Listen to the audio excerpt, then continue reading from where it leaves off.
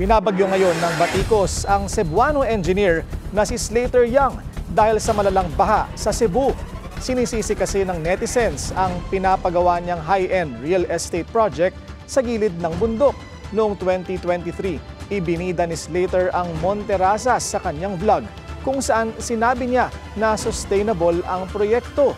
Plano raw na gawin itong township na bukod sa mga residential unit ay may mall pa. Marami na ang kumwestiyon ng proyekto noon, tulad ni Attorney Jesus Falsis.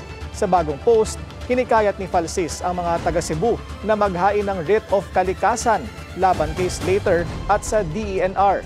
Pinuntirya rin at minura pa ng ibang social media users ang dating PBB winner na anilay nananahimik ngayon. Pero meron ding mga nagtanggol kay Slater at sinabing malayo naman daw ang proyekto sa binahang lugar. Pero giit ng political analyst na si Antonio Contreras, hindi man daw ang Monterrazas ang pangunahing sanhi ng pagbaha, nakaapekto pa rin ang posisyon nito at land-altering activities.